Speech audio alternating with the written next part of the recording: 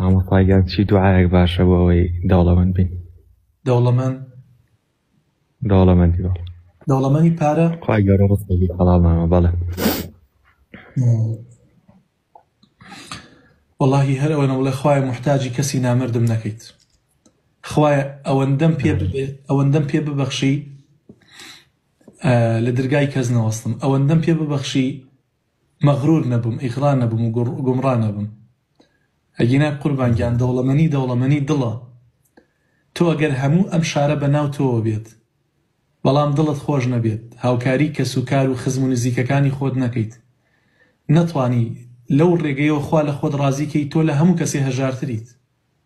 دەوڵەمەنی پێغەمبەری خوا صلی الله علیه وسلم فەرمووی دەوڵەمەند غەنی القەلب، ئەو کەسەیە کە دڵی دەوڵەمەندە. قەت ئاواتە خواز مەبە بەوەی کە دەوڵەمەند بیت، ئاواتە خواز بە بۆی خوای پەروەردگار دڵێکی قەنەعەتت پێ ببەخشێت، مقنیع، و دڵێکت پێ ببەخشێت دڵێکی دەوڵەمەندانە بێت، سەخاوەتمەند بیت، با 100,000 لە گیرفان تا بێت، بەڵام چوویتە چایخانەیەکەوە دەستکە بە گیرفان تا و 5,000 بدە و ئەو ئانی کە لەگەڵ تایە بڵێ لەسەر حیسابی من. کاتێکە چیتە مەطعەمێکەوە ئەبینی برادەرێکت لەسەر مێزێک دانیشتۆ شلە و برنجێکە خوات یان دووشیش کەبابی بان کردووە، دەستکە گیرفان تا و بڵێ بیدە سەر مێزەکەی سوێن بخۆ بڵێ عایدی منیت، چوویتە ناو پاسێکەوە ناسیارێک برایە کەسێکە بینی خزمێکە بینی سەربەرزانە پارەکەی بۆ بدە. تێگەی ئەوە دەوڵەمەندیە. دەوڵەمەندی چییە براکە؟ من یعنی خەڵکەیە لەم کوردستانە خاوەن 10 ملیۆن دۆلارە بەڵام ئامادە نییە وەرەقەیە بداتە هەژار، ئامادە نییە 100 دۆلار بداتە مزگەوتێک، ئامادە نییە بەهانای هەژار و فەقیرێکەوە بێ، ئامادە نییە بەهانای کەسێکی لێقەوما و نەخۆش و بێدەرەتانەوە بێ. برای شیرینم، قەت ئاواتە خواز مەبە. دائیمەن ئەو کەسەی کە زۆر دەوڵەمەندە زۆربەی هەرە زۆریان لە ڕێگە دەرچوونە. خوای گەورە خۆی لە قورئانە باسەکات کەلا ئین الئینسانە لەیەطغا ئەن ڕآه استەغنا. ئینسان کاتێ خۆی بینی دەوڵەمەندە ئەها ئەبینیە سەیرەکە سەیارەکەی بای 50 دەفتەرە، ڕۆزڕایزی هەیە، سەیری کۆشک و خان و مەزرعەکەیەکە بای 4-5 ملیۆن دۆلارە، سەیری ئەو هەموو خەڵکاکە بە دەوریەتی خەدەم و حەشەم و هەمووی وا خزمەتی ئەکات.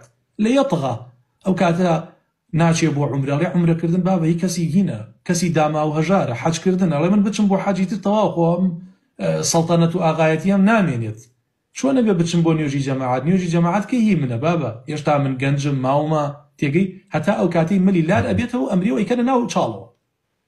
وی قوربانگیان ئاواتە خواز بە بۆی خوای پەروەردگار نانێکی حەڵاڵت باتێ. پێغەمبەری خوا صلی الله علیه وسلم داوای چیە کرد؟ داوای نانێکی کرد کەفاف بێ. کەفاف ئەزانی یعنی چی؟ یعنی بەشی خۆی بکا و محتاجی کەسی نامەرد نەبێت. ئەوە دەوڵەمەندیە برای شیرینم. جەزاک الله مامۆستاگیان، زۆر سپاس دەکەم. باشە قوربانگیان، مامۆستاگیان سپاس دەکەم. هەوڵ دەیانی حبی دنیا خۆشەویستی دنیا لە دڵت دەرکە. پێغەمبەری خوا صلی الله علیه وسلم هەمووشە ئەی فەرموو اللهم لا تجعل مصيبتنا في ديننا ولا تجعل الدنيا أكبر همنا.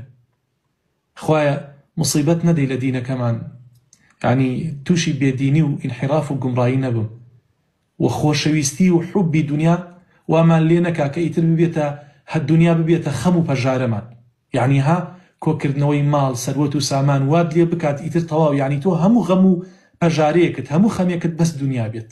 ئەوە نا قوربانگیان، خوا یارمەتیمان بێت.